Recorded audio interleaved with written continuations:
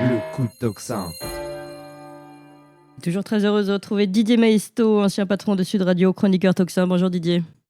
Bonjour Clémence. Alors déjà, je salue Alexandre que j'ai vu en coulisses et qui sache, mais il le sait, que je serai avec lui sur ce combat des aides-feux pour aider nos chers gueux parce que vous savez, aujourd'hui, la France est tombée tellement bas qu'on met même des malus sur les petites citadines et notamment sur les Dacia. C'est vous dire à quel point on est tombé bas et à quel point nous sommes gérés par des gens de peu.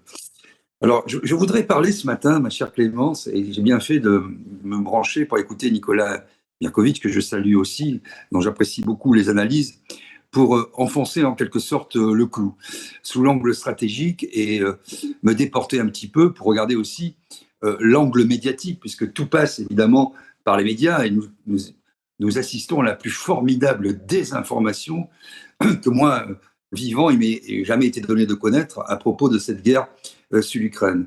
D'abord, je dois dire le coup de génie, échec et mat, de Trump dans cette affaire, qui a dramatisé les choses, qui évidemment ne va pas quitter l'OTAN et ne va pas laisser l'OTAN aux mains des Européens. Tout ça, c'est de la baliverne, qui veut simplement faire payer les Européens.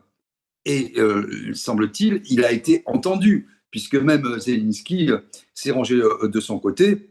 Alors, beaucoup s'agitent, à l'instar de M. Macron, qui va parler ce soir pour ne rien dire, comme d'habitude, qui va dramatiser les choses.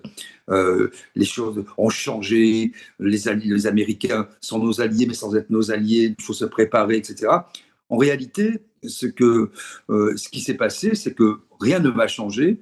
Nous resterons les petits laquais des États-Unis, mais nous allons mettre la main à la poche. Et pourquoi nous allons mettre la main à la poche et pourquoi les Européens dramatisent? Parce qu'évidemment, la social-démocratie agonisante n'a plus le pouvoir. Et nous sommes dans ce que François Coq, j'ai entendu hier aussi sur votre antenne, appelle les démocraties minoritaires. Ces démocraties minoritaires, même avec des alliances grands chapiteaux, n'arrivent plus à se maintenir au pouvoir. Et donc, il faut trouver, ils ont cherché des ennemis.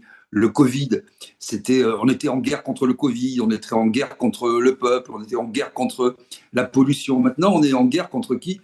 Contre la Russie. Effectivement, Nicolas Mirkovic a eu raison de dire que soit ils ont des haches et des puces de machines à laver, soit ils ont des missiles hypersoniques qui vont envahir l'Europe. Ce qui n'a aucune espèce de sens. Je rappelle que l'Europe, c'est 450 millions d'habitants, les États-Unis, plus de 300 millions, et la Russie, avec un gros problème démographique, à environ 140 millions. Ça n'a aucun sens. Ils ont un territoire qui est grand comme 33 fois la France, avec des ressources naturelles pour 1000 ans, qui ne sont pas à ce jour exploitées. Et la Russie qui leur du vers la Chine et les BRICS, après qu'on l'a poussé à la suite de la chute du mur de Berlin. Voilà, d'un point de vue géopolitique, ce qu'on peut dire. Il n'y aura pas d'armée. Ça fait 75 ans que l'on parle.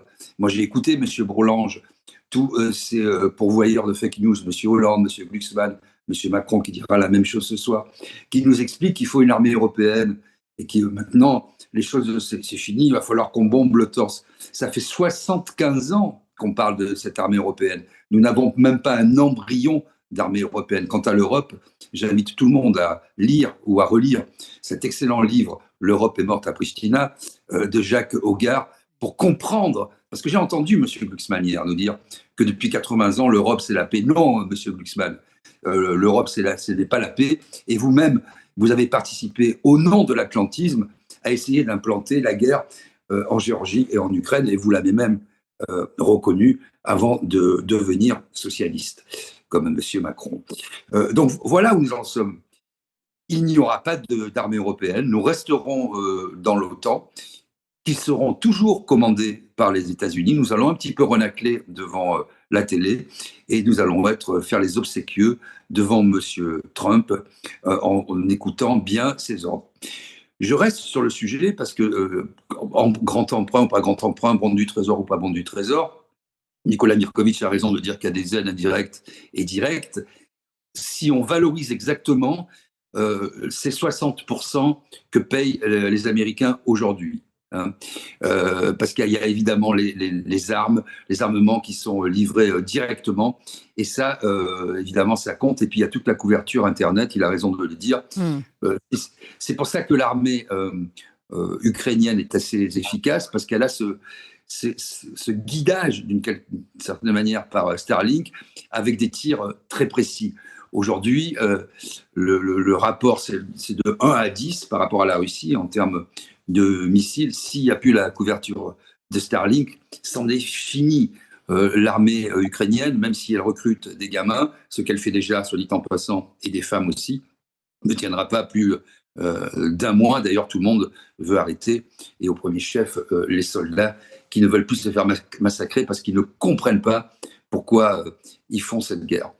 Une fois qu'on a dit tout ça, la chose la plus quand même extraordinaire et inouïe à observer, ce sont les médias français, que ce soit France 5 ou LCI, qui sont d'une certaine manière en pointe sur ces fake news.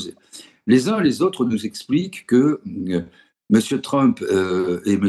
Vance sont des néofascistes. J'ai encore écouté France 5 hier soir. Des néofascistes corrompus par la Russie. Alors, il faudrait savoir, c'est-à-dire que M. Trump a vendu un studio en 2001 de la Trump Tower à un oligarque, un mafieux russe, et depuis, il serait dans les mains de la Russie. Ils disent du KGB d'ailleurs, c'est le FSB, mais bon. En passant, comme ils ne savent rien, ils ont ouvert. Le KGB, ça va mieux dans les films américains. Ouais, ouais. Non, mais ils ont vu OSS 117. Mais c'est quand même incroyable, si vous voulez.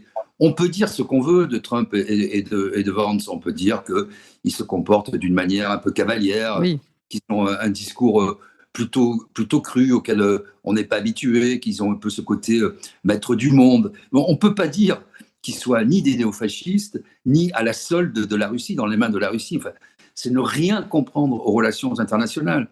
Que fait Trump? Évidemment, il fait payer l'Europe, il va arrêter la guerre, mais surtout, ce que nos concitoyens ne savent pas, et ce n'est pas leur faute, on ne leur dit pas dans les médias, c'est que même si la guerre continue, aujourd'hui, au cours des 5 dernières années, nous avons augmenté notre quote-part payée à l'industrie, au complexe militaro-industriel américain, pour tout ce qui concerne l'armement. Aujourd'hui, il est de l'ordre de 55-56%. Demain, à ce rythme-là, il va être à 70%. Donc non seulement l'Amérique se désengage, non seulement ils vont signer la paix, mais nous, on va continuer à faire croire aux citoyens que nous allons faire la guerre, et peut-être que nous allons un peu la perpétuer, tout en achetant de l'armement aux États-Unis d'Amérique. Enfin, il faut quand même voir ça. Oui. Quant aux terres rares, parce que les gens confondent tout aussi, les terres rares, ça n'existe pas. Les terres rares sont le résultat ultime d'un processus complexe physique et chimique à partir d'un certain nombre de minerais, dont la liste est établie par l'Union européenne, dont les 3/4 sont présents effectivement dans le sous-sol ukrainien. Et à quoi ils servent-ils? Ils servent, au bout du bout, elles servent-elles, ces terres rares, à fabriquer notamment de l'armement et de la haute technologie. Donc vous voyez, c'est le complexe militaro-industriel qui se nourrit lui-même. Et d'ailleurs, Sébastien Lecornu, avec son imbécilité, parce qu'en plus, nous avons des imbéciles, le type dit, il y a une semaine, oui, mais c'est M. Zelensky lui-même qui a mis ça dans la balance en octobre. Il a proposé les terres rares, non seulement aux États-Unis, mais aussi à ses partenaires européens. Oui. Donc, vous voyez, alors après, eux, bien sûr, c'est-à-dire à travers eux, nous, malheureusement, puisque malgré tout, nous sommes dans une démocratie, on pourrait en dire long, mais représentative. Ces gens parlent en notre nom. Et donc, voilà où nous en sommes. C'est finalement, nous allons alimenter la machine de guerre américaine qui, elle, va installer la paix. Et nous n'aurons pas, au bout du bout, une autonomie, une indépendance militaire et stratégique. Parce qu'effectivement, nous n'avons pas d'armée. L'armement est américain. Qui est l'état-major? Nous n'avons pas de troupes communes, pas de matériel commun, et surtout, nous avons des intérêts divergents.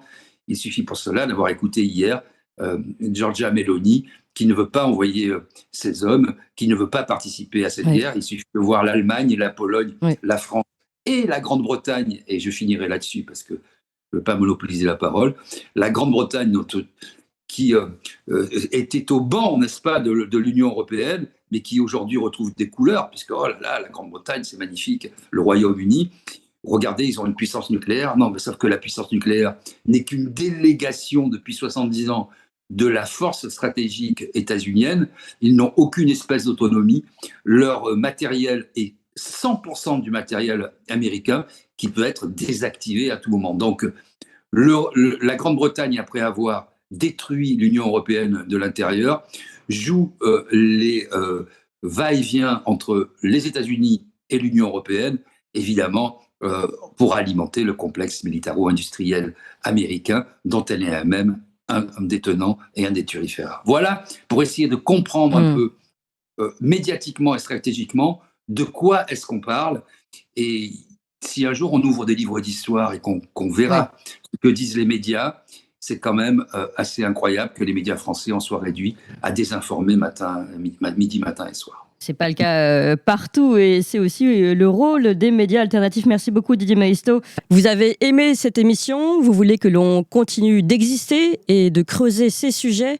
Sachez que nous n'avons ni subvention, ni milliardaires, ni oligarques derrière nous, que nous ne dépendons que de vous. Donc faites un don à toxin-media.fr, toxin-media.fr et encore mieux, faites un don régulier pour que nous continuions d'exister. Merci.